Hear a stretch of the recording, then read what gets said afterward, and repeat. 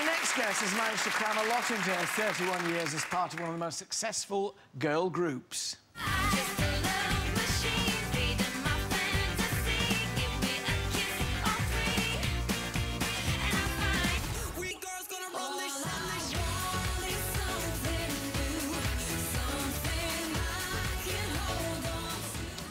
And she's told all in her autobiography, A Whole Lot of History. Here with, I hope, stupendous revelations. Please welcome Kimberley Walsh.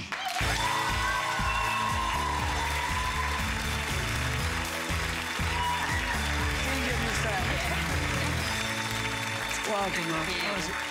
Kimberley, did you imagine when you penned this? I mean, there are revelations in here, you know, things about Louis Walsh and not necessarily complimentary things about him and other people. Were you aware of the ramifications when you did it? Did you realise what you'd be in for? Do you know what? Obviously, I know how, you know, this business works, and I know that the bits that are going to be picked up on are always the negative parts. Yeah. But the book as a whole is just as honest as I felt comfortable to be, and as I was writing the book, it did kind of become more and more honest as it went along. But you know what? If you're going to do an autobiography, I think it's, you know, it's fair to kind of, yeah, get it all out there. I mean, otherwise, what's the point of doing it? When you got to the end of it, you'd done it, you'd written it all down. Did you realise that there are things that you wish you'd known then that you know now? There are loads, you know, we look at X Factor, we look at these, you know, girl groups coming along. What would you, they're sitting down here with you now saying, Kimberley, you've done it, you've been there, you've seen the highs, the lows, the pitfalls. What's the advice? What would you say don't do? Do you know what? I think for me, it's a funny one because I feel a bit like everybody thinks that maybe I just turned up to an audition for a pop band 10 years ago and that was it, whereas in reality, you know, I started acting, singing, dancing at the age of 5, you know, I did my first learn TV your craft at 5, is one thing. learn your craft, exactly. Yeah. I feel like, you know, it's quite easy these days to get your sort of 2 minutes of fame, but actually, if you want to create a sustainable career and be around for a bit longer, you've got to graft on the way up there, and that's what I tried to do, and I think that was what I would advise anyone to do, make sure that you've put the graft in first. You've also put the graft into your relationship, because you've now been with Justin 10 years, which in your situation is a long time. Yeah, about 10 times longer than most relationships.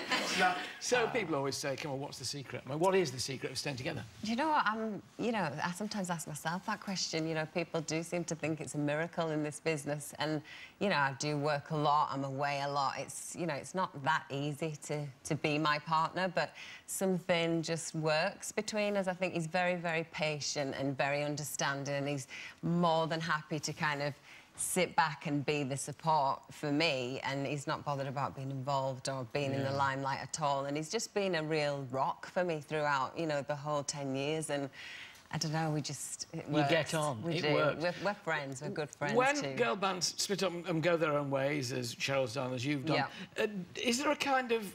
Is it difficult not to have a kind of rivalry? Is she doing better than me? Is she getting more coverage than me? You know? I've never felt that, and I think that's because the routes that I've chosen to take, you know, with my own solo stuff has been like musical theatre, acting, and things that are completely different to what the other girls are doing.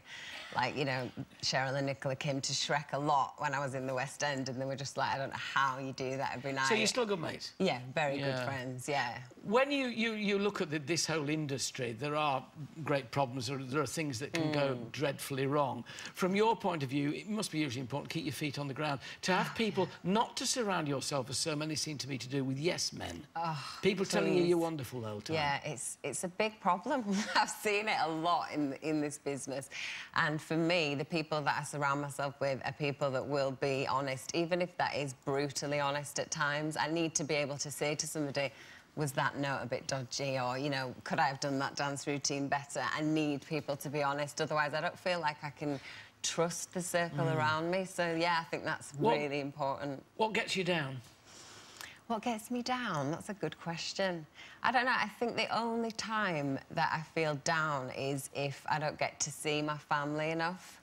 because I'm a real, I mean, you'll see in the book, we're really, really tight, close-knit family, and I've got a little nephew, he's only 2.5, and I just get withdrawals. I'm like, oh, I need to see him. Penalties of being on the road. But, you know, you weigh it all up, and, you know, I do still get to spend a lot of time with them. Well, you've got, I know, your own beauty column, but how much do you know about homemade celebrity beauty treatments? I don't know about homemade, but I think I'll be able to give a little insight. Well, yeah, OK, well, don't go anywhere. After the break, we'll be finding out which celebrities use tomato ketchup in their hair and who adds red wine to the bath.